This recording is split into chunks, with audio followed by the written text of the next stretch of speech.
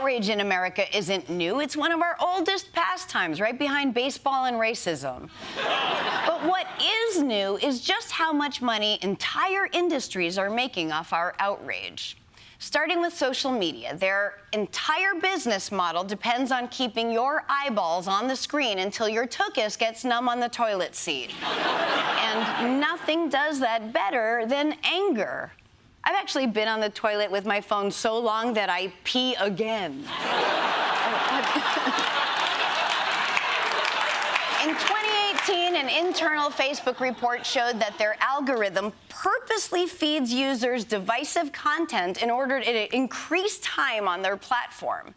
We've all experienced this. I mean, personally, I am way more likely to click on some dude's transphobic rants than another picture of my cousin's twins. I mean, don't get me wrong, both those kids are f***ed up in their own truly fascinating way, but they're not keeping me scrolling till 2 a.m. And once the algorithm figures out what pisses you off, it runs with it, right off a cliff. In the summer of 2019, Facebook ran an experiment. It created a fake account for a 41-year-old mom living in North Carolina. They called her Carol Smith. Carol started off by liking a few popular conservative Facebook pages like Fox News, Donald Trump, and Melania Trump. But quickly, Facebook began dragging her down a rabbit hole of misinformation. After only 2 days, Facebook recommended Carol follow a QAnon page. And a few days later, it suggested she follow another. By week 3 of the experiment, Carol's feed had become, quote, a constant flow of misleading and polarizing content, and so Facebook began sending push notifications.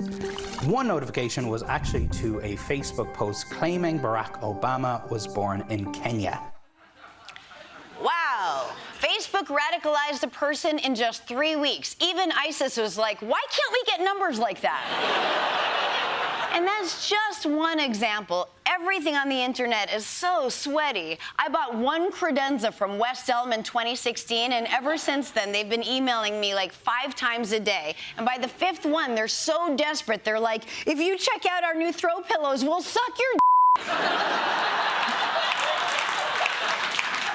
But as bad as the internet is, studies show that it's nothing compared to how cable news increases polarization.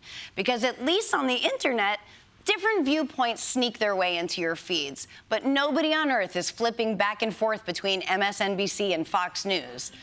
Except for me. Because I like to break out of my bubble and watch the reverse mortgage commercials from both sides. Now, all the major cable news networks rile you up, but no one is better at it than Fox News. They've become the top cable news network by making their viewers livid, and they're not subtle about it either. This story will have you fired up this morning. U.S. soldiers now learning about the dangers of white privilege. We have a story that will make your blood boil. Infamous social justice warrior Colin Kaepernick is now the brand new face of a Nike ad campaign. If you just paid your taxes, this next story will piss you off. This is going to enrage you. You're going to be outraged when we tell you what happened. Prepare to be outraged. Get ready to be angry. This story's going to make you sick. This story will make you want to throw your newspaper and make your blood boil. This next news story is going to make you so mad you'll want to punch yourself in the butthole. You'll be so mad you'll puke on your nana. You'll be so outraged by this next story, you'll rip out all your pubes in one pull.